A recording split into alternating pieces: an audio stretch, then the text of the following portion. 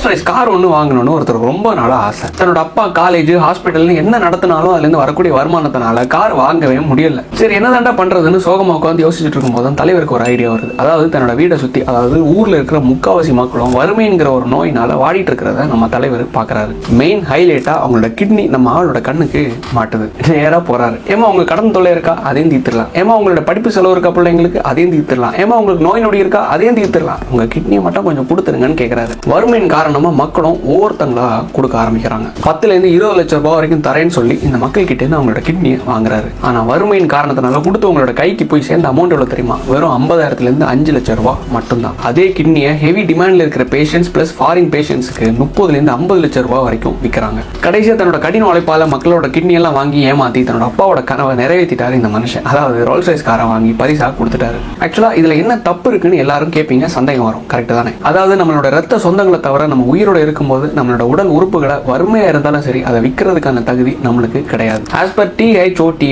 அதாவது transplant of human organs and tissues act 1994, வறுமையில கொடுத்திருந்தாலும் சரி அவருக்கும் ஆபரேஷன் பண்ண டாக்டர்ஸ்க்கும் ஆபரேஷன் பண்ண நிர்வாகத்துக்கும் புரோக்கர்ஸ் எல்லாருக்கும் 5 to 10 வருஷம் வரைக்கும் ஜெயில் தண்டனையும் 20 லட்சத்திலிருந்து 1 கோடி ரூபாய் வரைக்கும் ஃபைனும் இந்த சட்டத்துக்கு கீழே வழங்கப்படும். அப்ப எனக்கு ஒரு சந்தேகம் என்னன்னா, இந்நேரம் ரோல்ஸ் ராய்ஸ் காரை ஆசையா தான் அப்பாவுக்கு கிஃப்ட் பண்ண மவனையும் அப்பாவையும் ஹாஸ்பிட்டல் நிர்வாகத்தையும் டாக்டர்ஸ் பூரா பயல்களையும் கைது பண்ணி இழுத்து மூடி இருக்கணும் இல்ல. அதுலதான் ஒரு சின்ன ட்விஸ்ட், நம்ம ஐயா கதைக்குள்ள என்ட்ராகிறாரு. ஆக்சுவலா அந்த மவன் யார் தெரியுமா? திருச்சி மற்றும் பெரம்பலூர் பகுதிகளில் மிக புகழ்பெற்ற ஒரு குடும்பம். அதாவது தனலட்சுமி ஸ்ரீனிவாசா குரூப்போட MD ஸ்ரீனிவாசா அவர்களுடைய மவன் கதிரவன் அவர்கள், அதாவது எஸ் கதிரவன் அவர்கள். வெறும் திரு ஸ்ரீனிவாசா அவர்களுடைய மவன் மட்டும் கிடையாது, மணச்சநல்லூர் தொகுதியோட திமுகவை சார்ந்த MLA-யும் கூட. அந்த அதிகாரங்கிற ஒரு காரணத்தினால ஒட்டுமொத்த பள்ளிப்பாளைய மக்களும் ஒன்றும் பண்ண முடியாம வயத்தை பிடிச்சிட்டு உட்கார்ந்துட்டு இருக்காங்க. காரணம் என்ன தெரியுமா? வறுமையா இருந்தாலும் கொடுத்தது தப்பு. இந்த கஷ்டத்தை யார்கிட்ட போய் சொல்லுவாங்க? ஒரு வீடியோ ப்ளே பண்றேன் பாருங்களேன்.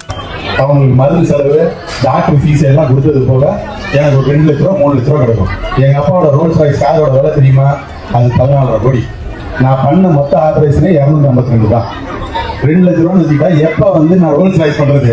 இத்தனை கிட்னி தான் வச்சிருக்கேன், நான் எப்படி ரோல்ஸ் ராய்ஸ் கார் வாங்க முடியும்? இந்த பேச்சு ஆணவத்தோட உச்சமா இல்லையா? இது எல்லாத்தையும் தாண்டி 2 முக்கியமான அப்டேட்ஸ். அதாவது கிட்னி இழந்த மக்கள் இன்னைக்கு நடுத்தெருவுல, வாழ்வாதாரத்துக்காக போராடின மக்களும் இன்னைக்கு நீதிமன்றத்தாலே கைவிடப்பட்டு நடுத்தெருவுல. இன்னைக்கு அந்த கோர்ட் ஆர்டர் என்ன தெரியுமா? தனியார் நிறுவனத்துக்கு வழங்கப்பட்ட கான்ட்ராக்டுக்கு தடை விதிக்க முடியாது என்ற தீர்ப்பு. கிட்னியை திருடனவனை பற்றியும் இந்த நீதிமன்ற தீர்ப்பை பற்றியும் இப்போ உங்க கருத்தை மட்டும் போடுங்க. 2026ல கருத்து எல்லாம் கொஞ்சம் சிந்திச்சு வாக்களிங்க. நன்றி, வணக்கம்.